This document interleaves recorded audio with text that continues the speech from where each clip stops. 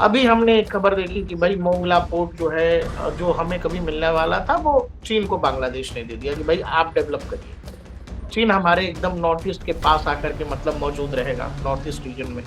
उसके तुरंत बाद हम देखते हैं कि एक ऐसा ब्रेक थ्रू आप हासिल करते हैं जो बिल्कुल स्टेट ऑफ मलक्का के पास है। देखिए, दुनिया में आपके पास आर्मी है, नेवी है, एयरफोर्स है। ये ठीक है, ये आपको मजबूत बनाते हैं। लेकिन आज के टाइम में अगर आप लड़ाई देखोगे पूरी दुनिया में, सबसे बड़ी चीज है स्ट्रेट्स की, जहां से पास होता है सारा का सारा व्यापार। वहां पे आप कितने मजबूत हैं? आपके पोर्ट्स वहां पर क्या आपके हाथ में हैं? क्या आपके कहने से चलते हैं? अगर ईरान स्टेट ऑफ हॉर्मुज को बगैर नेवी के ब्लॉक किए बैठा है तो हम तो जाने इंडियन ओशन में क्या क्या कर सकते हैं। अगर स्टेट ऑफ मलक्का बंद होता है तो चाइना के पास रास्ते हैं क्या? उसी के लिए उसने ग्वादर बनाया है, उसी के लिए उसने चाओपियो पोर्ट बनाया है, उसी लिए वो हमेशा देखता है कि सुंडा की तरफ उसको ऐसा कोई रास्ता मिल जाए कि जहां पे शैलो ना हो। क्या चीन नहीं समझ रहा है कि भारत किस बात की तैयारी में लगा है? और अगर चाइना कुछ कर रहा है तो क्या भारत ऐसे ही बैठा हुआ है? और भारत जब कहीं जाता है, अभी जैसे देखिए भारत अभी सेशल्स गया, उसके बाद अभी हम जा रहे हैं इंडोनेशिया गए, उसके बाद हम ऑस्ट्रेलिया और न्यूजीलैंड गए, तो सारी दुनिया बोलती है कि भारत काउंटर कर रहा है। दर्शकों नमस्कार, आप देख रहे हैं डीएनपी इंडिया। मैं हूं प्रकाश ललित और हमारे साथ है लेफ्टिनेंट कर्नल विकास गुर्जर सर। सर बहुत बहुत शुक्रिया हमारे साथ जुड़ने के लिए। जय हिंद। जय हिंद प्रकाश जी। और आपके इस चैनल पे आकर एक्चुअल में मुझे भी बहुत सारी चीजें ऐसी हैं जो सीखने के लिए मिलती हैं। आप मुझे और ज्यादा कोशिश कराते हैं कि मैं और ज्यादा पढूं, और ज्यादा चीजों को समझूं, और फिर अपने जो दर्शक हैं उनको उनको उस तरह से असेसमेंट करके बताऊं जैसे एक मिलिट्री माइंडेड सोचता है। सर एक कहानी हम लोग जो बार बार सुनते रहे हैं बचपन से, वो ये कि जब 1971 था तो अमेरिका का जंगी बेड़ा जो है हिंद महासागर में आ गया था और कैसे फिर रूस ने हमारी मदद की और बांग्लादेश हुआ।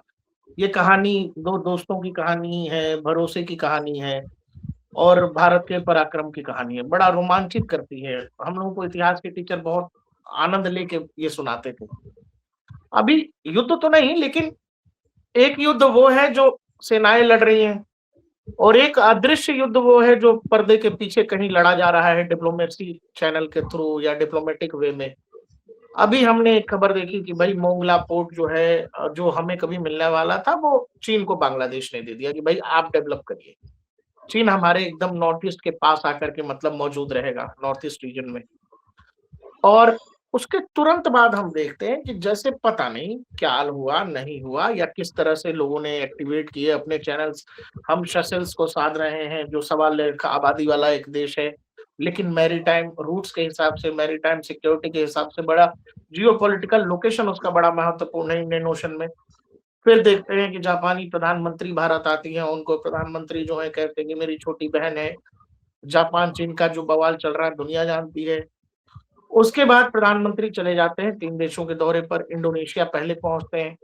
इंडोनेशिया हमसे ब्रह्मोस ले रहा है। ब्रह्मोस के अलावा वो air to air beyond visual range Astra भी लेने की बात कर रहा है और साथ के साथ उसने एक पोर्ट भी हमको दे दिया। बोला भाई साहब मिलके इसको डेवलप करें। उसका इंटरेस्ट भारत के अंडमान निकोबार प्रोजेक्ट में भी है और ये इतना तेजी में हुआ है, जी। इतनी तेज गति से हुआ है कि ऐसा जैसे एक डील से आपने बीजिंग को चारे खाने चित कर देने वाली बात है कि डिप्लोमेसी के थ्रू एक ऐसा ब्रेक थ्रू आप हासिल करते हैं जो बिल्कुल स्टेट ऑफ मलक्का के पास है, अंडमान। और वो जो नया पोर्ट आपने लिया है जो अब आप डेवलप करने वाले हैं जो इंडोनेशिया के द्वीप में स्थित है, वो दोनों की दूरी करीब 160 या 170 किलोमीटर है। यानी Indian navy, Indian arm forces की प्रेजेंस दोनों ही तरफ से हो सकती है। आप पूरा इलाका ओवरलुक कर रहे हैं, वो पूरा का पूरा इलाका इंडियन रडार के नीचे होगा। वो जो मल्टी ट्रिलियन डॉलर वाली इकोनॉमी कह लीजिए या मल्टी ट्रिलियन डॉलर का व्यापार कह लीजिए, वो सब कुछ भारत के रडार के नीचे होगा। फिर हम लोग ये भी सुनते रहे हैं कि भाई स्टेट ऑफ मलक्का चीन की दुखती रग है। जी। चीन कुछ भी बदमाशी करेगा और इंडियन नेवी जो है स्टेट ऑफ मलक्का को ब्लॉक कर देगी। ये एक ऐसा ओपन सीक्रेट है जो सबको पता है और जी। हमको ये भी समझ में आता है जब चीन ग्वादर डेवलप कर रहा है या चीन म्यांमार में एक पाइपलाइन बना रहा है चीन तक, तो हमको ये समझ आ रहा है कि चीन वैकल्पिक रास्ते भी तलाश रहा है उस दुखती रग के। लेकिन जी। ये पहला मौका है जब हमने भी ये बता दिया कि भाई दुखती रग है तुम्हारी और हम तुमको यहीं पकड़ेंगे। लो एक और पोर्ट हम वहीं बना रहे हैं। इस पूरे सिनेरियो को और इंडो इंडियन ओशन में खासकर जो सिचुएशन बन रहा है और जो इशारा कर रहा है, जो चीन भी स्ट्रिंग ऑफ पर्ल्स, कभी चीन मानता नहीं, लेकिन हम लोग कहते हैं कि भाई स्ट्रिंग ऑफ पर्ल्स की पॉलिसी है। वो ग्वादर करता है, हमन टोटन करता है, फिर म्यांमार में, अभी बांग्लादेश में। तो एक घेरा तो वो तैयार कर रहा है हमारे बीच। लेकिन वाकई में अगर हमने चीन का मलक्का ऑफ स्टेट, केवल यही तो गोली थोड़ी चलानी है। वहां तो इंडियन नेवी को बोलना होगा भाई state of Malacca now war zone. इतना कहते ही खेल खत्म है। अगर ईरान स्टेट ऑफ हॉर्मुज को बगैर नेवी के ब्लॉक किए बैठा है, तो हम तो जाने इंडियन ओशन में क्या क्या कर सकते हैं। सर थोड़ा लंबा हो गया, लेकिन अब ओवर टू यू, जरा पूरे सिचुएशन को बताइए।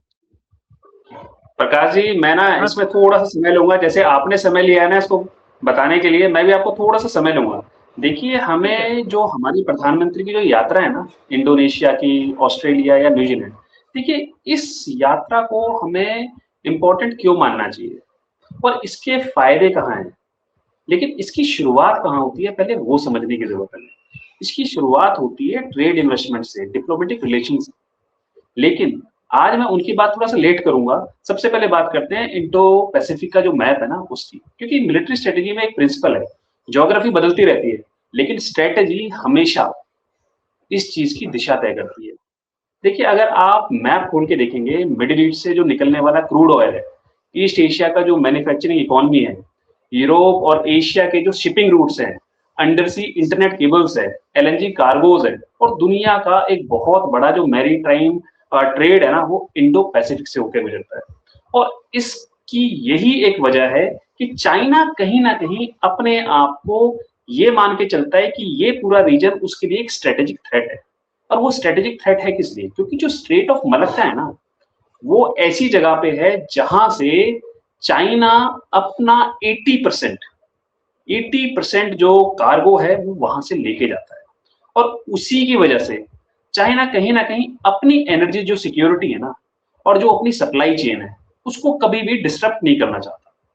अगर उसको कहीं भी उसे लगता है कि उसकी सप्लाई चेन डिस्टर्ब होगी, तो उसी के लिए उसने अलग अलग अलग अलग हर देश में, जो इंडिया के चारों तरफ है, देखिए चाइना के ऊपर क्या है, चाइना के ऊपर की तरफ या तो मंगोलिया या उस तरफ रशिया है, एक तरफ साउथ चाइना सी है, पैसिफिक ओशियन है।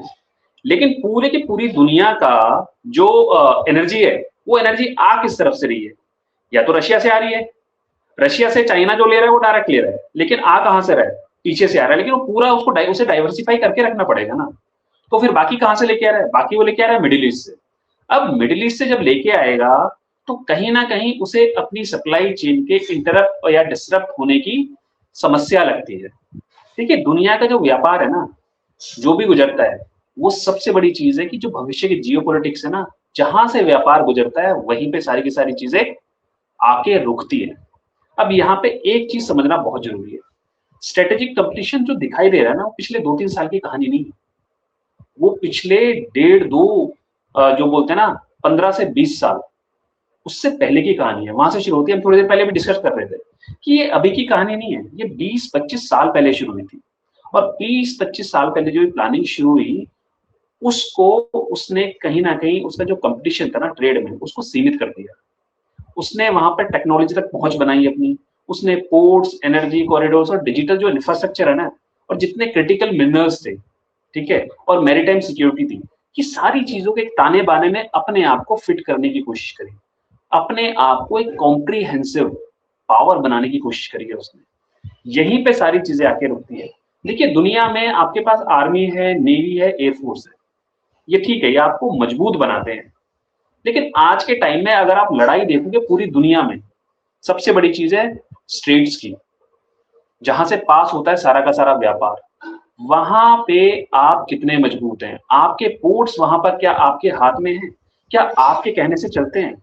आज इस वक्त पूरी दुनिया रेयर अर्थ जो अपने होते हैं, मटेरियल्स होते हैं, उनके चक्कर में लगी हुई है। आप देखिए ना, इंडिया ने अभी जो पार्टनरशिप्स करी है जापान के साथ या किसी और के साथ भी कर रहा है, उसमें कहीं ना कहीं रेयर अर्थ जो अपने मटेरियल्स है ना, उनको वो बीच में लेके आ रहा है। उसके लिए जरूरी है तो चाइना भी उन्हीं चीजों पर चल रहा है। उसी की वजह से पूरी दुनिया आज के वक्त में जो पोर्ट्स है ना, जो पाइपलाइंस है और सप्लाई चेन है, उसको कहीं ना कहीं अपने कब्जे में रखना चाहती है, क्योंकि सारी कहानी लॉजिस्टिक्स की है। मैं पहले ही बोलता आया हूं, आप कभी भी कोई लड़ाई लड़िए, आप कभी भी अपने देश को मजबूत बनाने की कोशिश करिए, आपको हमेशा ही लॉजिस्टिक्स की जरूरत पड़ेगी। और लॉजिस्टिक्स होकर कहां से निकलते हैं? और लॉजिस्टिक्स सारे के सारे इन्हीं एरिया से होकर निकलते हैं। ठीक है, देखिए मेरे असेसमेंट में एक चीज समझने की जरूरत है कि जो मिलिट्री है वो मॉडर्नाइजेशन जरूरी है उसका, लेकिन आज के वक्त में चाइना ने जहां भी निवेश किया है वो किया है इंफ्रास्ट्रक्चर पे, मैरीटाइम कनेक्टिविटी पे, एनर्जी कॉरिडोर्स पे, रेल नेटवर्क्स पे, इंडस्ट्रियल कैपेसिटी और डिफेंस मॉडर्नाइजेशन पे। अगर इन प्रोजेक्ट्स को हम अलग अलग देखेंगे तो वो कमर्शियल इन्वेस्टमेंट जैसे लगेंगे, लेकिन अगर आप ये सारा का सारा एक मैप पर जोड़ के देखोगे ना, तो आपको पूरा का पूरा एक स्ट्रेटेजिक पैटर्न है ना, वो पैटर्न बिल्कुल साफ दिखता है। और यहीं से जो मिलिट्री एनालिसिस है और जो न्यूज एनालिसिस है, उसमें कहीं ना कहीं अंतर होता है। जब ये सारे के सारे प्रोजेक्ट्स एक ही स्ट्रेटेजिक दिशा में जाने लगे, तो समझ लीजिए वहां प्रोजेक्ट नहीं है, वहां कुछ ग्रैंड स्ट्रेटेजी पकड़ी है। अब देखिए ग्वादर पोर्ट को देख लीजिए आप, पहली नजर में क्या लगता है हमें? पाकिस्तान का कमर्शियल पोर्ट दिखाई देता है, लेकिन अगर उसकी लोकेशन आप देखोगे तो वो अरेबियन सी और मिडिल ईस्ट के एनर्जी रूट्स के बिल्कुल नजदीक है। और चाइना ने चाइना पाकिस्तान इकोनॉमिक कॉरिडोर बनाया, सीपेक, और उसकी जो पहुंच है वो वेस्टर्न जो अपना चाइना है वहां तक उसकी कनेक्टिविटी है। अब यहाँ पे सबसे इंपॉर्टेंट बात समझनी है। देखिए इसका अर्थ कभी भी ये नहीं है कि अगर चाइना ने अपने लिए एक सप्लाई लाइन अलग से ओपन कर ली ग्वादर से, तो चाइना ने स्टेट ऑफ मलक्का का कोई विकल्प तैयार कर लिया है। देखिए ये विकल्प नहीं हो सकता, इसको बोलते हैं स्ट्रेटेजिक रिडंडेंसी। मतलब अगर आपके पास कभी कोई संकट आता है, तो उस संकट में आपके पास कोई दूसरा विकल्प है। इसका मतलब आप अपने विकल्प हमेशा तैयार रखते हैं, और जब भी आप कोई रणनीति बनाते हैं, उस रणनीति की पहली शर्त होती है कि आप अपने विकल्प कभी भी समाप्त मत होने दो।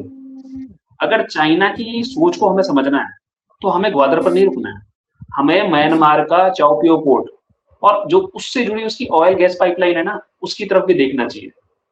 देखिए केवल पोर्ट्स डेवलपमेंट्स के लिए नहीं होते हैं, उन प्रोजेक्ट्स के लिए नहीं होते कि जो आपको सिर्फ एक अलग अपनी नजर से दिखाने की कोशिश करते हैं। ये एक तरह से दूसरे रास्ते हैं। आपका अपना स्ट्रेट ऑफ हरमुज बंद हुआ तो दुनिया के पास कोई रास्ता नहीं था, क्योंकि वो एक रास्ता है। लेकिन अगर स्ट्रेट ऑफ मलक्का बंद होता है तो चाइना के पास रास्ते हैं क्या? चाइना की सबसे बड़ी जो एनर्जी इंपोर्ट है ना, वो हर कहीं मलक्का अपना जो स्ट्रेट है वहां से शुरू होता है। अब दूसरी तरफ सुंडा है, सुंडा से क्या आप लेके जा पाओगे? वो थोड़ा सा शैलो है। तो उसके लिए आपको कहीं ना कहीं ऐसे इंफ्रास्ट्रक्चर प्रोजेक्ट्स बनाने पड़ेंगे जो आपकी एनर्जी सिक्योरिटी की स्ट्रेटेजी में फिट बैठते हैं। देखिए इतिहास में बहुत सारे युद्ध सैनिकों की कमी और फ्यूल से हारे गए हैं। जब लॉजिस्टिक की कमी हुई तभी आप वो युद्ध हारे हो। अगर आपके पास सैनिक हैं, अगर आपके पास लॉजिस्टिक्स है, तो ही आप जीत सकते हो। लेकिन कहीं ना कहीं अगर आप इन चीजों को छोड़ दोगे तो आपकी हार पक्की है। तो चाइना अपने इन विकल्पों को तैयार कर रहा है। देखिए हम्बनटोटा पोर्ट को देख लीजिए। हम हमेशा ये कहते हैं कि ये कहीं ना कहीं चाइना का नेवल बेस हो सकता है कभी भविष्य में, लेकिन चाइना ने इसमें इन्वेस्टमेंट सिर्फ आज के लिए नहीं करा है, उसने 99 ईयर्स की लीज ली है उसके ऊपर। अगर 99 ईयर्स की लीज ली है तो उस लीज का उसको आज फायदा नहीं देखना है। देखिए मैं हमेशा बोलता आया हूं, कभी भी हमें शॉर्ट टर्म गोल्स नहीं देखने चाहिए, हमें हमेशा एक चीज का जो स्ट्रेटेजिक वैल्यू है ना और उसकी लोकेशन है उसको समझने की जरूरत है। देखिए ईस्ट वेस्ट जो शिपिंग रूट्स हैं, चाइना के ईस्ट और वेस्ट में कितने शिपिंग रूट्स हैं हमें वो समझना है। साउथ चाइना सी किस तरफ ओपन हो रहा है और वहां से क्या लॉन्ग टर्म उसको सप्लाई मिल सकती है।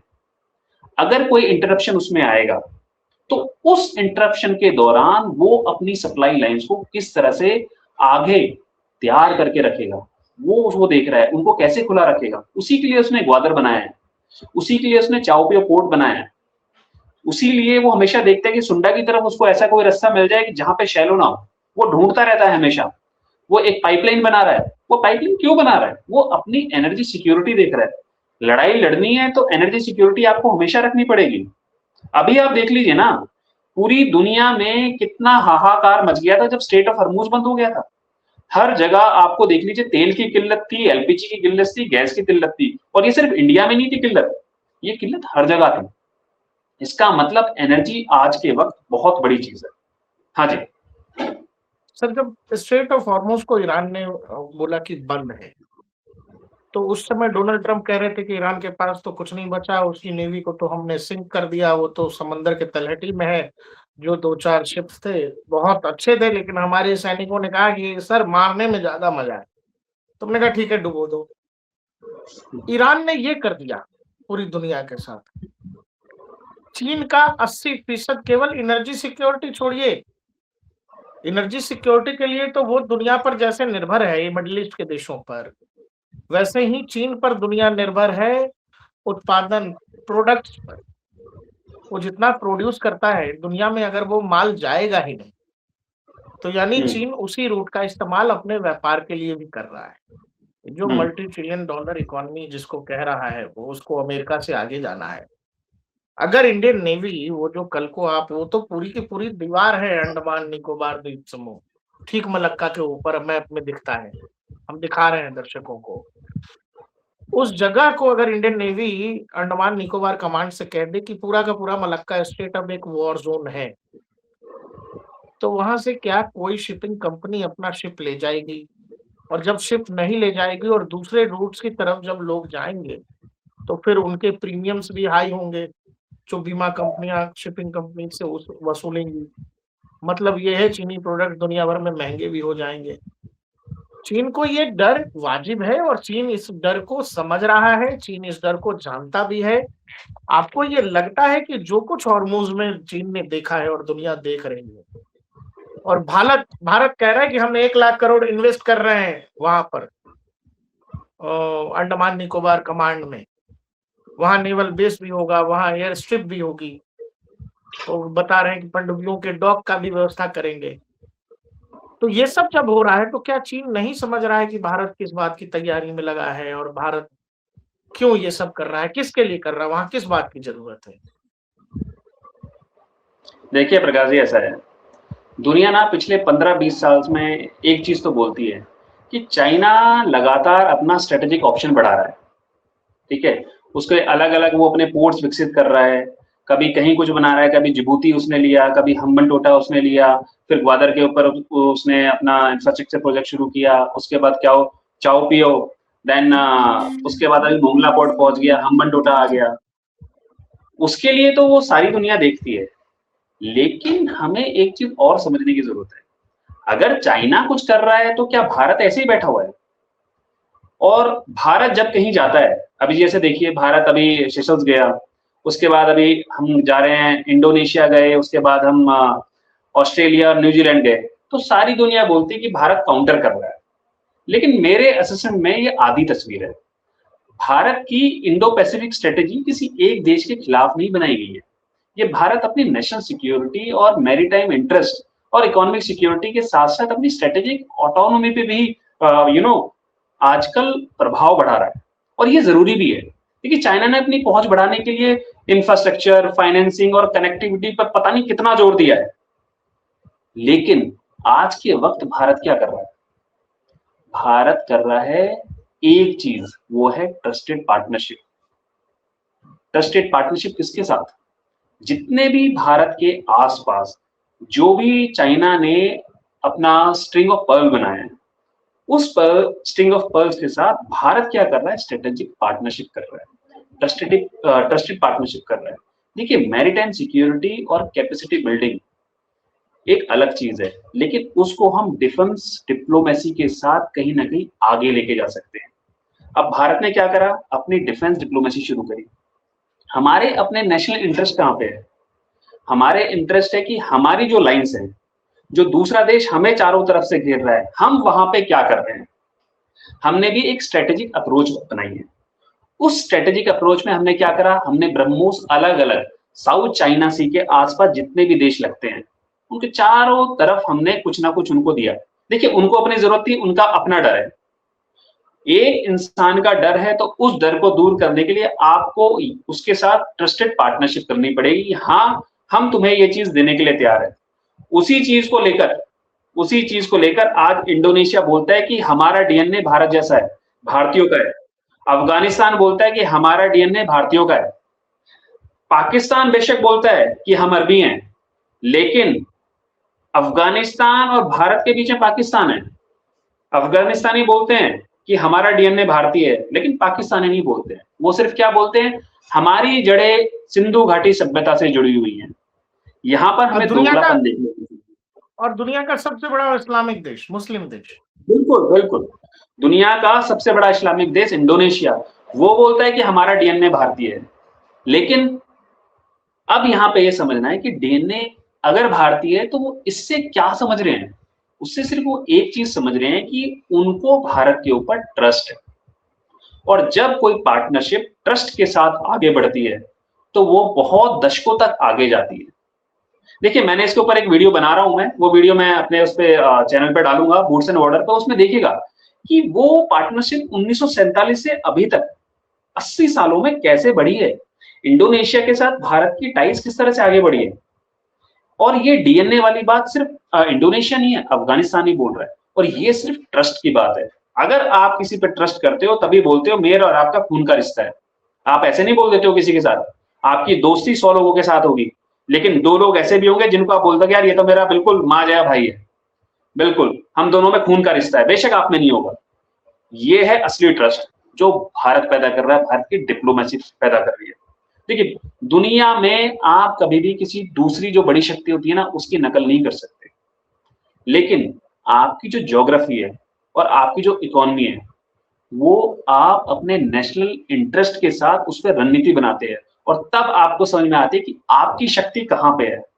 देखिए, अगर आप मैप खोलकर देखोगे ना, तो भारत की सबसे बड़ी स्ट्रेटेजिक स्ट्रेंथ क्या है। भारत इंडियन ओशियन में ज्योग्राफिकल पोजीशन देखने की जरूरत है। भारत की जो पोजीशन इंडियन ओशियन में है, वो Arabian Sea, Bay of Bengal, और सामने हमारा क्या है, इंडियन ओशियन। इसका मतलब भारत एक ट्रायंगल की तरह पूरे के पूरे एरिया में घुसा हुआ है। और भारत की सबसे बड़ी जो बोलते हैं ना रणनीतिक चीज, वो है अंडमान निकोबार।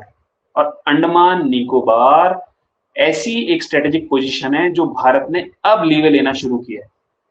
भारत ने लक्षद्वीप को आज भी नहीं भुनाया है, ठीक है। वो भी हमारी एक मैरीटाइम एडवांटेज है, लेकिन हम उसको अभी भी कहीं ना कहीं नेग्लेक्ट करके रखते हैं। लेकिन हाँ, हम अब एक अपनी स्ट्रेटेजिक एडवांटेज में, अपनी एक बोलते हैं ना स्ट्रेटेजिक कैपेबिलिटी में बदलना शुरू कर रहे हैं, वो है निकोबार प्रोजेक्ट। उसके बारे में हम कभी फिर बात करेंगे। लेकिन अभी हमें जो हमारी टेरिटरी है, उसमें सर्विलेंस और मैरीटाइम डोमेन की जो अवेयरनेस है ना, उसको बढ़ाने की जरूरत है। क्योंकि ऐसे एरिया में जब हम ज्यादा जॉइंट ऑपरेशंस करते हैं ऐसी कंट्रीज के साथ, हम मैरीटाइम डोमेन में जो अवेयरनेस बढ़ाते हैं, जैसे अभी इंडोनेशिया के साथ हमने ट्रीटी करी है, उसमें वो हमें पूरा का पूरा जो स्टेट ऑफ मलक्का है उसका जितना भी डेटा है, मैरीटाइम डेटा, वो हमारे साथ साझा करेगा। अगर आपके पास किसी भी एरिया का मैरीटाइम डेटा रियल टाइम में आ रहा है, तो इसका मतलब आपकी पकड़ उस पर्टिकुलर एरिया में बहुत ज्यादा है। हम बोलते हैं कि भारत क्या कर रहा है, भारत ये कर रहा है। भारत चारों तरफ जो स्ट्रिंग ऑफ पर्ल्स है ना, उसी के चारों तरफ जो हमने बोला ना कि हमारी डायमंड स्ट्रिंग जो स्ट्रेटेजी है, हम वो अपना रहे हैं। मैं इसको बोलता हूँ रिवर्स स्ट्रिंग ऑफ पर्ल। ये रिवर्स स्ट्रिंग ऑफ पर्ल है। देखिए, आप अंडमान निकोबार को समझिए। अगर आप मैप पर अंडमान निकोबार और मलक्का स्टेट को एक साथ देखेंगे तो पूरी की पूरी स्ट्रेटेजिक पिक्चर आपको क्लियर होने लगेगी। और भारत जो किसी जो सी लेन है ना, उसको कहीं नियंत्रित नहीं कर रहा है। भारत सिर्फ उस एरिया को, जो उसका अपना एरिया है, उसको दिखा रहा है दुनिया को कि ये मेरा एरिया है।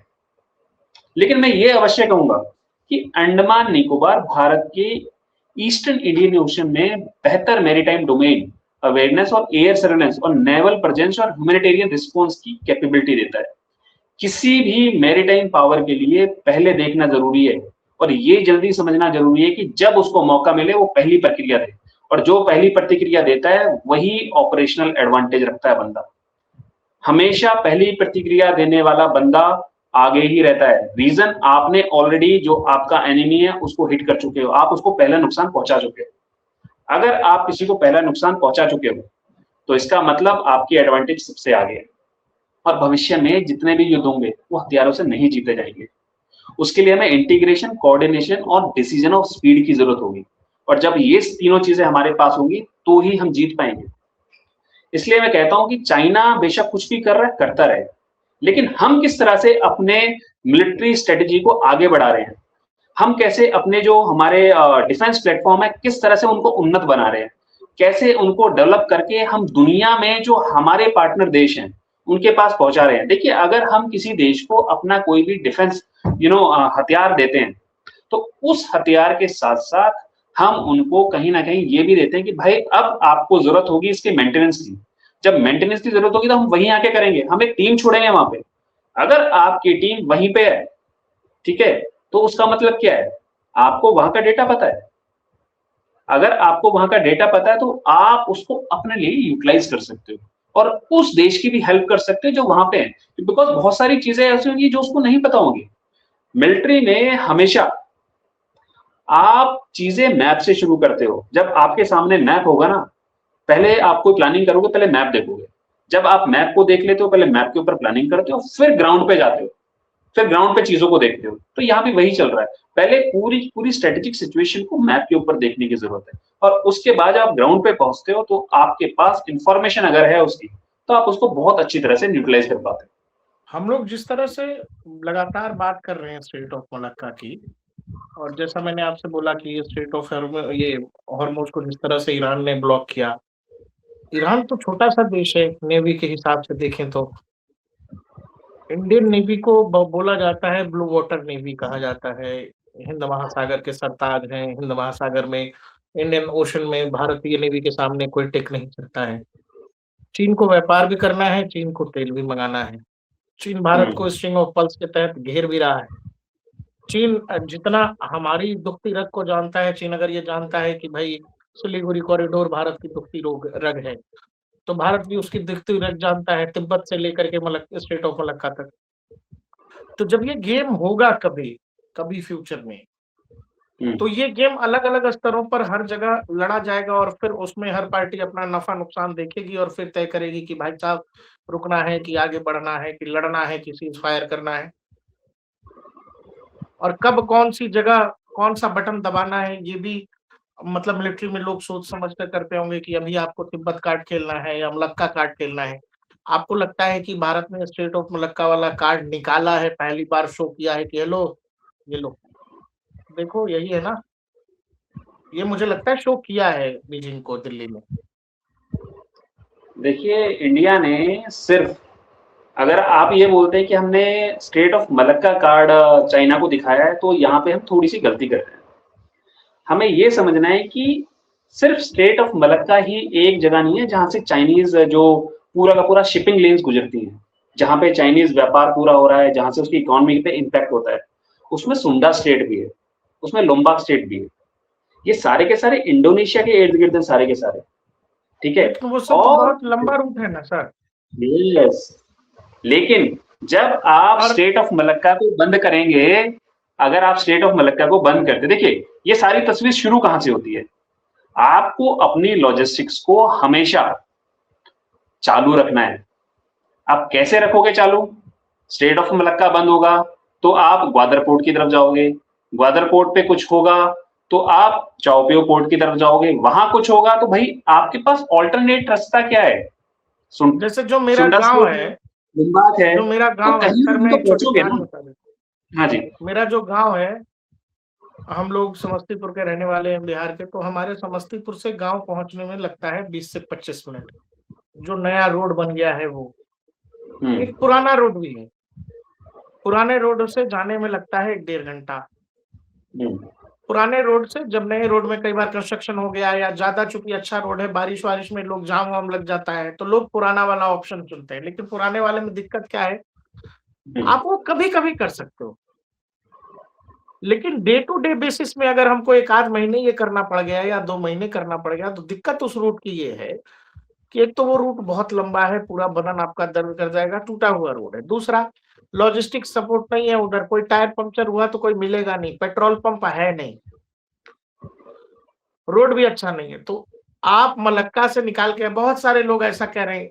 अच्छा, लोग आजकल क्या कर रहे हैं विकास सर, पीछे डिस्प्ले बोर्ड लगाते हैं, मैं भी लगाता हूँ, तो लोग कलम खींच के ऐसे कहेंगे ये मलक्का स्टेट है, ये बंद कर देगा इंडिया तो चीन इधर से चला जाएगा, चीन के पास बहुत पैसा है। अब कागज का नाव नहीं लेके जाना है कि जो नाले में भी चला जाएगा। जो जहाज समंदर में दिखाई देते हैं वो जितना ऊपर दिखाई देते हैं उसके दोगुने वो पानी के नीचे हैं। यानी अगर गहराई नहीं होगी तो फिर जाएंगे कैसे? और अगर उस इलाके में लॉजिस्टिक सपोर्ट नहीं है, ऊर्जा चाहिए, खाने पीने का सामान चाहिए, कभी कोई खराबी हो गई तो वो सामान चाहिए, वो व्यवस्था नहीं है, तो ये जो ऑप्शनल रूट्स हैं ये कितने दिन तक चल सकेंगे सर? देखिए प्रकाश जी, अभी आपके उस पे जाता हूँ। जब एक रास्ता कुछ समय के लिए बंद हो जाता है तो आपको ऑल्टरनेट रास्ता तो चाहिए, बेशक वो कितना ही महंगा है, आपके संसाधनों पर कितना भी जोर पड़े, बेशक आपको खाने के लिए रास्ते में मिले या ना मिले, बेशक आपको ऑयल मिले या ना मिले। देखिए, अगर कोई ये बोलता है कि कोई particular country blue water navy को होल्ड करती है, अगर ब्लू वाटर नेवी है आपकी, तो उसके साथ साथ आपके पास एक और स्ट्रेटेजिक एडवांटेज होने की जरूरत है। वो स्ट्रेटेजिक एडवांटेज है कि क्या आपके जितने भी जो वो हैं शिप्स हैं, क्या वो शिप्स कहीं डॉक करके आराम से ऑयल की सप्लाई को भरवा सकते हैं, क्योंकि शिप्स पे तो ऑयल्स पे चलते हैं ना। क्या वो ऑयल उनके पास है? क्या वो रुक रहे हैं? देखिए, जब आपको 1 महीने या 2 महीने एक एरिया से दूसरे एरिया की तरफ शिफ्ट करना पड़ता है बिकॉज एक पर्टिकुलर स्ट्रेट बंद हो गया है। अभी के लिए लेके चलते हैं स्ट्रेट ऑफ मलक्का। देखिए, अगर स्ट्रेट ऑफ मलक्का बंद होगा तो उसको डाइवर्सिफाई करना पड़ेगा अपनी पूरी की पूरी इस स्ट्रेटेजी को, और वो डाइवर्सिफाई करने के लिए उसने ऑलरेडी सीपेक बनाया हुआ है, उसने ऑलरेडी चाओपियो पोर्ट को डेवलप किया हुआ है। अब वो मोंगला पोर्ट की तरफ जा रहा है जहां पे बांग्लादेश चाइना इकोनॉमिक कॉरिडोर बनाने की बात चल रही है। इसका मतलब उसने 3 ऑलरेडी अपने विकल्प तैयार करके रखे हुए हैं। उसके अलावा उसके पास एक और विकल्प है, एक है लोम्बाक और दूसरा है सुंडा स्टेट। बेशक ये थोड़े शैलो हैं, लेकिन मजबूरी में क्या करेगा, कहीं ना कहीं से तो निकालेगा। इस तरह की चीजों को आप ज्यादा दिनों तक सस्टेन नहीं कर सकते हो, लेकिन हाँ मजबूरी में यूज कर सकते हो। और जब ये चीजें होती हैं तो आपको भी पता है कि इस पर्टिकुलर देश की नब्ज कहाँ पे है, और आप उस नब्ज को जितना प्रेस कर पाओगे उतना ज्यादा आपको फायदा मिलेगा। देखिए, अगर कोई कंट्री आपको ये लगता है कि उसने बहुत ज्यादा अपनी जो मैरीटाइम डोमेन है और उसको उसने बहुत ज्यादा उस मैरीटाइम डोमेन में अपने आप को विकसित कर लिया है, तो उसी चीजों के लिए संयुक्त अभ्यास होते हैं। आप देखो ना, आप कितनी कंट्रीज के साथ अपने आसपास के एरिया में, अपने आसपास के सी लेन्स के आसपास कितना मिलिट्री और नेवल अभ्यास कर रहे हो। ये किस लिए हो रहा है? इसका रीजन क्या है? इन्हीं चीजों का रीजन ये होता है कि जब आपको जरूरत पड़ेगी तो आप किस तरह से इन जगहों पर अपने आप को मजबूती से डिफेंड कर पाओगे, या दूसरे से डिफेंड करने की जो ताकत है उसको छीन पाओगे।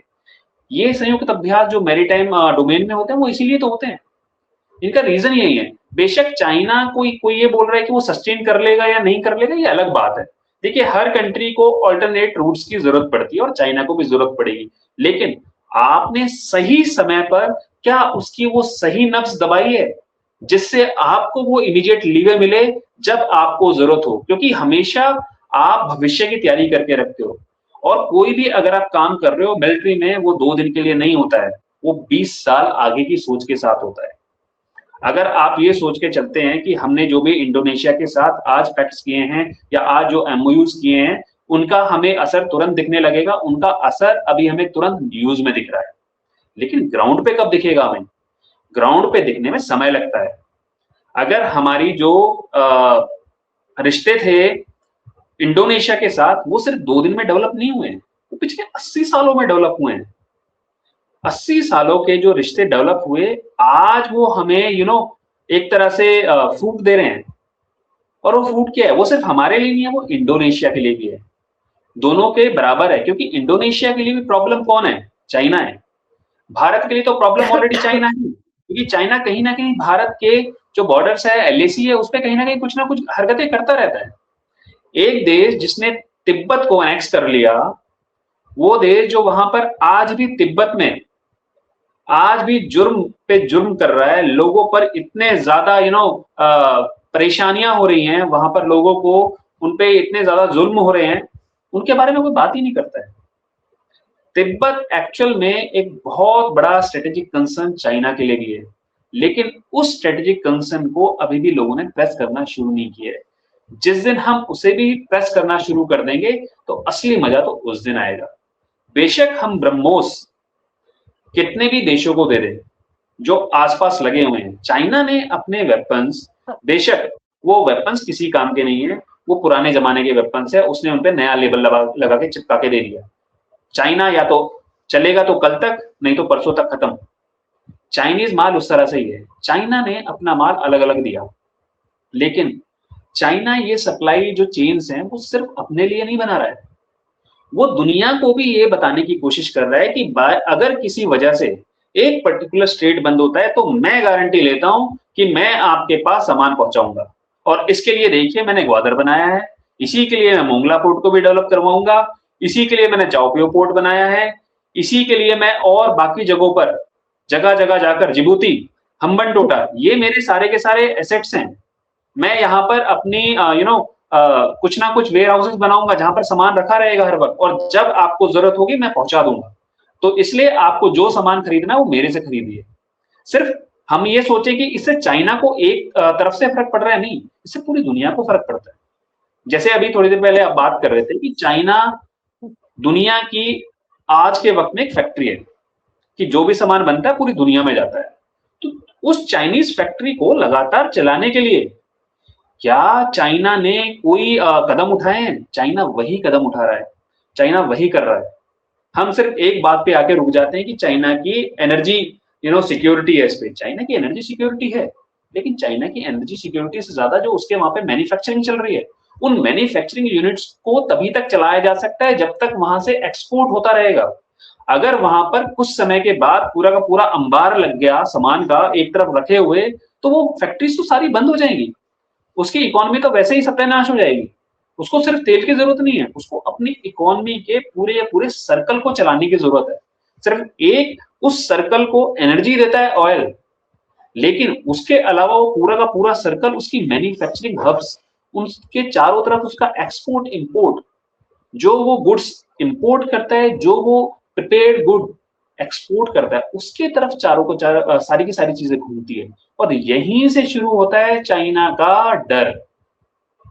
सिर्फ डर एक नहीं है ऑयल, डर है एक्सपोर्ट का, कि उसकी मैन्युफैक्चरिंग यूनिट्स क्या तबाह तो नहीं हो जाएंगी जब कोई उस स्ट्रेट को बंद कर देगा। देखिए हमें एक और बड़ी पिक्चर समझने की जरूरत है। वो बड़ी पिक्चर अभी हमने थोड़ी देर पहले बात करी थी कि देखिए चाइना के पास कहीं ना कहीं से सी रूट्स हैं। वो सी रूट्स है कौन से? स्टेट ऑफ मलक्का, लोम्बाक स्टेट, सुंडा स्टेट, उसके बाद अगर पोर्ट्स की बात करेंगे तो फिर म्यांमार में है, बांग्लादेश में है, श्रीलंका में है, पाकिस्तान में और जिबूती। ये सारे के सारे पोर्ट्स उसने डेवलप किए। उसके अलावा उसने डेवलप क्या करा है? उसने अपना नया सिल्क इनिशिएटिव रोड बनाया था। प्रकाश जी क्या था वो? ये सर आप सीपेक की बात कर रहे हैं क्या? जो उसने सीपेक तो पाकिस्तान में बनाया, उसने पूरी की पूरी दुनिया को वो इस तरह से जोड़ना चाहता है कि कहीं भी अगर उसको जरूरत पड़े तो वो अपना माल पहुंचा सके। अब देखते हैं साउथ चाइना सी। साउथ चाइना सी से वो कहां भेजेगा सामान? इसका सामान सिर्फ निकल सकता है इन 3 स्टेट से जो मैंने बताया, इंडोनेशिया की तरफ से होकर गुजरते हैं। क्या वो पूरे रशिया का चक्कर लगा के पूरे नॉर्थ पोल की तरफ से होके जाएगा क्या पूरी दुनिया में इतना लंबा?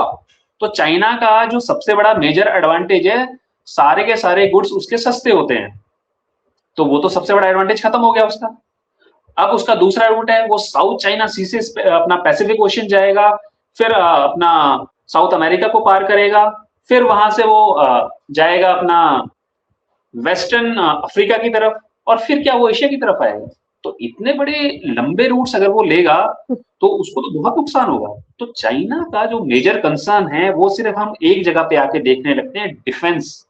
डिफेंस से अलग एक कंट्री कहीं और चलती है। डिफेंस तो किसी भी कंट्री का सिर्फ एक पर्टिकुलर डोमेन होता है, लेकिन वो डिफेंस उसको जरूरत है उस पूरे के पूरे ताने बाने को मजबूत करने के लिए, जो उसके वहां पर इंडस्ट्रीज चल रही हैं, उन इंडस्ट्रीज को भरोसा दिलाने के लिए, जो दूसरी कंट्रीज वहां पर आ रही हैं, इन्वेस्ट कर रही हैं, वहां पे फैक्ट्रीज लग रही हैं, वो उन कंट्रीज को भरोसा दिलाता है कि मेरे पास हमेशा सप्लाई लाइंस ओपन रहेंगी, बेशक कुछ भी हो जाए। तो ये सारी की सारी कहानी उसके चारों तरफ घूमती है। हम सिर्फ एक पर्टिकुलर पॉइंट पे जाके रुक जाते हैं। आप देखिए कितने भी मिलिट्री एनालिसिस देखिए आप इंडिया में, वो सारे के सारे एक ही तरफ आके रुक जाते हैं कि डिफेंस डिफेंस डिफेंस डिफेंस, हमने मिलिट्री ये कर दिया, पाकिस्तान अब तो चाइना गया, अब तो चाइना के साथ ये होगा। अरे भाई चाइना के साथ होगा क्या? उससे चाइना के ऊपर फर्क क्या पड़ रहा है? सिर्फ चाइना के ऊपर मिलिटरली फर्क नहीं पड़ रहा है, चाइना की पूरी इकोनॉमी के ऊपर दबाव पड़ता है इससे। उस इकोनॉमी के ऊपर जो दबाव पड़ रहा है ना, उसको रिलीज करने के लिए वो जगह जगह अपने ठिकाने बना रहा है। कभी पाकिस्तान में बनाता है, कभी जिबूती में बनाता है, 10 जगह बनाएगा, वो बनाएगा क्योंकि उसको पूरी दुनिया को भरोसा देना है, उसको पूरी दुनिया से डॉलर्स लेने हैं फैक्ट्रीज लगाने के लिए। चाइना इतना बड़ा अगर बना है, उसकी ट्रिलियंस में इकोनॉमी पहुंची है, वो आज के वक्त पूरी दुनिया का सेकंड नंबर पे मैन्युफैक्चरिंग वो है, सॉरी सबसे बड़ी इकोनॉमी है, सेकंड नंबर पे। वो बनी किस लिए? वो दुनिया को भरोसा दिला के बनी है, वो उन इन्वेस्टर्स को भरोसा दिला के बनी है कि जब आपके जो गुड्स है वो प्रिपेयर हो जाएंगे तो वो हमारी जिम्मेदारी है उनको बिल्कुल सुरक्षित रूट देने की कि वो दुनिया में कहीं भी पहुंच सके। आप ऑयल ऑयल ऑयल करते रहते हैं, पूरी मैं सभी के लिए बता रहा हूं, सब ऑयल ऑयल के पीछे पड़े रहते हैं। अरे भाई ऑयल के अलावा दुनिया बहुत ज्यादा बड़ी है, ऑयल से अलग सोचने की जरूरत है हमें। इन चीजों का फर्क सिर्फ चाइना के ऊपर ऑयल से नहीं पड़ेगा, चाइना की पूरी इकोनॉमी ठप हो जाएगी, पूरा का पूरा एक्सपोर्ट बंद हो जाएगा। तब चाइना के ऊपर हम जब पैडल दबाएंगे ना, वो पैडल उसकी पूरी इकोनॉमी को ठप करता है। स्ट्रेट ऑफ मलक्का उसको सिर्फ ऑयल के लिए जरूरी नहीं है, उसकी पूरी इकोनॉमी के लिए जरूरी है। उसकी इकोनॉमी ठप हो जाएगी। अगर आप किसी से वादा करते हो कि मैं आपको ये सामान सस्ता दूंगा, तो आप 100 परमिटेशन कॉम्बिनेशंस लगाते हो। वो 100 परमिटेशन कॉम्बिनेशन में से अगर 101वां आ गया तो आपने तो सोचा नहीं था। अगर सोचा नहीं तो क्या होगा? आपको नुकसान होगा। चाइना उसी नुकसान से बचने के लिए कभी सीपैक बनाता है, कभी म्यांमार के साथ रूट्स बनाता है, कभी बांग्लादेश के साथ रूट्स बनाता है। देखिए उसके मिलिट्री इंपैक्ट पक्का होते हैं, क्योंकि वो हर कंट्री को जिससे उसे लगता है खतरा होगा उसको साधने की कोशिश करेगा। उसको साधने के लिए आपका मैरीटाइम डोमिनेंस, आप डोमिनेंस कैसे कर रहे हैं, आप कैसे उस पर प्रभाव बढ़ा रहे हैं, वो देखना जरूरी है। चाइना सिर्फ प्रभाव मैरीटाइम अगर किसी कंट्री के ऊपर बढ़ा रहा है, कहीं पे पोर्ट बना रहा है, वो पोर्ट सिर्फ मैरीटाइम चीजों के लिए नहीं है, वो पोर्ट उसके व्यापार के लिए भी है। उसको वो व्यापार के लिए यूज करेगा। तो हमें ऐसी जो पोर्ट्स है ना, उनको साधने की जरूरत है, ऐसी कंट्रीज को साधने की जरूरत है। जब हम्बन टोटा पर चाइना ने 99 ईयर्स की लीज ली, आज उसका चाइना को कोई फायदा नहीं है। उसने बिलियंस ऑफ डॉलर लगाए, उसे पता था कि श्रीलंका डिफॉल्ट करेगा, और जब श्रीलंका ने डिफॉल्ट किया तो वो सबसे पहले गया कि मुझे 99 ईयर्स की लीज दो। आज वो नुकसान में है, आज उसको इसका कोई फायदा नहीं है, लेकिन चाइना को इसका फायदा कब होगा? चाइना को इसका फायदा तब होगा जब स्टेट ऑफ मलक्का बंद होगा। जब स्टेट ऑफ मलक्का बंद होगा तो वो सुंडा स्टेट से आएगा। सुंडा स्टेट से आते हुए उसे पता है कि उसको इंडोनेशिया से कुछ नहीं मिलने वाला, तो उसको कोई तो ऐसी जगह चाहिए जहां पे आके वो अपने जो शिप्स हैं उनमें रिपेयर कर सके, वहां पे दोबारा से ऑयल भरवा सके। देखिए आप कितनी ही बड़ी मैरीटाइम पावर हो सकते हैं, आप कितनी ही बड़ी ब्लू वाटर नेवी हो सकते हैं, लेकिन अगर आपके शिप्स को ऑयल नहीं मिलेगा बीच समुद्र में अगर आपको ऑयल नहीं मिलेगा, तो इसका मतलब आपकी नेवी किसी काम की नहीं है। ये उसने उस फ्यूचर को देख के बनाए हैं। लड़ाई हमेशा फ्यूचर को देख के होती है, तैयारी हमेशा फ्यूचर को देख के होती है। तो चाइना अपने फ्यूचर की तैयारी कर रहा है, चाइना अपनी इकोनॉमी को मजबूत करने की तैयारी कर रहा है, और वो जब इसी तरह की चीजें करता है तो हमें भी उन चीजों को काउंटर करने की जरूरत है, और हमने उसके लिए काउंटर जो रणनीति बनाई है, तो हमारी रणनीति बिल्कुल कारगर हो रही है। चाइना अभी थोड़ा सा छटपटा रहा है, उसे नहीं लगा था कि इंडोनेशिया के साथ हम इस तरह का करार कर पाएंगे, कि इंडोनेशिया के साथ हम रियल टाइम में मैरीटाइम जो वहां की जो लेन्स हैं, उन लेन्स का पूरा डेटा हम रियल टाइम में ले पाएंगे। ये सारी चीजें आज हो रही हैं, यानी आप बिल्कुल सही रास्ते पे जा रहे हो। अगर न्यूजीलैंड और ऑस्ट्रेलिया इंडिया को वो चीजें देने के लिए तैयार है जिसके लिए वो पहले मना करते थे, अगर ऑस्ट्रेलिया इंडिया को यूरेनियम देने के लिए तैयार बैठा है, तो उसका रीजन है, उसके अपने कुछ ना कुछ बोलते ना कंसर्न्स है। उन कंसर्न्स को एक वही कंट्री दूर कर सकती है जो कि ट्रस्टेड पार्टनर होता है, और ट्रस्टेड पार्टनर हमेशा वही होता है जिसका सबसे बड़ा डोमिनेंस होता है उस पर्टिकुलर एरिया के अंदर। तो उस एरिया में जो डोमिनेंस है वो इंडिया का है। आप स्टेट ऑफ मलक्का से निकलेंगे और जब तक स्टेट ऑफ हरमुज में जाएंगे तो पूरा का पूरा डोमिनेंस सिर्फ इंडियन नेवी का है। अब और बताइए किसका डोमिनेंस है? पाकिस्तान की नेवी सिर्फ डिटरेंस के ऊपर काम करती है, यानी जो उसकी अपनी मैरीटाइम जो बाउंड्रीज है ना, आप सिर्फ उस पर डिटर करते हैं एक एनिमी को, वहीं तक आप डिटरेंस कर सकते हैं, उससे आगे अगर आप जाएंगे तो आप मरेंगे। चाइना कहां से करता है? चाइना स्टेट ऑफ हॉर्मुज से निकलेगा, फिर उसको उस इंडियन ओशियन रीजन में आना पड़ेगा, लेकिन भारत तो वहां ऑलरेडी बैठा है ना। भारत अपने पैर वहां पर बढ़ा रहा है, यहां से सारी की सारी चीजें मेरे ख्याल से क्लियर होती हैं। हाँ जी प्रकाश जी। सर, क्या आपको अपने बलूच भाइयों पर यकीन नहीं है? हमेशा ग्वादर वैसे ही रहेगा? अरे बलूचिस्तान आजाद भी होगा सर। देखिए प्रकाश जी, मैं आपको एक चीज बताता हूँ, ज्योग्राफी हमेशा वही रहती है, सरकारें बदलती हैं, लीडर्स बदलते हैं, ठीक है, आपकी समझ बदलती है, और समझ आपके देश की आपकी लीडरशिप के साथ बदलती है, आपकी मिलिट्री पावर के साथ बदलती है। बेशक आज बलूचिस्तान अगेंस्ट है पाकिस्तान के, लेकिन बलूच भाइयों को मैं एक चीज बोलना चाहूंगा कि पाकिस्तान बलूचिस्तान को ऑलरेडी चीन के हाथों में बेच चुका है। वहां के जितने भी खनिज अब पदार्थ दोबारा थे वो अमेरिका को बेचने की तैयारी में है। बिल्कुल दोबारा वहां बिके हुए माल को। बिल्कुल वहां जितने भी खनिज पदार्थ थे वो सारे के सारे वो ऑलरेडी बेच चुका है उसको। तो यहाँ पर बलूचों को ये सोचने की जरूरत है कि अगर आज उन्होंने अपने स्वतंत्रता के लिए, अपनी इंडिपेंडेंस के लिए प्रॉपर कदम नहीं उठाए, तो जो आज थोड़ा बहुत बचा कुचा बचा हुआ है ना, वो भी खत्म हो जाएगा। बलूचिस्तान इस वक्त पूरे पाकिस्तान में सबसे ज्यादा पिछड़ा हुआ इलाका है। पाकिस्तान ने वहां से रिसोर्सेज जितने थे ना, उनको बहुत ज्यादा वहां से निकाला है, वहां से एक्सप्लॉइट किया और चीजों को बेचा, लेकिन उसने बलूचिस्तान को कुछ नहीं दिया, उसको सौतेले बच्चे की तरह रखा है। तो ये बलूच भाइयों के हाथ में है कि वो अपनी आजादी की लड़ाई को कितना आगे लेके जाते हैं। अगर वो आजादी के लिए लड़ेंगे तो ही दुनिया उसका साथ देगी। आजादी की लड़ाई 4 दिन में खत्म नहीं होती है, उसको 40 साल भी लगते हैं। भारत ने अपनी आजादी की लड़ाई को 200 साल लड़ा था, तब भारत आजाद हुआ। तो अपनी आजादी की जो लॉ है ना, उसकी अलग है, उसको कभी बुझने नहीं देना है, उसको आगे बढ़ते रहना है आपको। जब आप अपनी आजादी की लॉ को जला के रखेंगे तो एक ना एक दिन पाकिस्तान को मजबूर होकर बलूचिस्तान को छोड़ना पड़ेगा।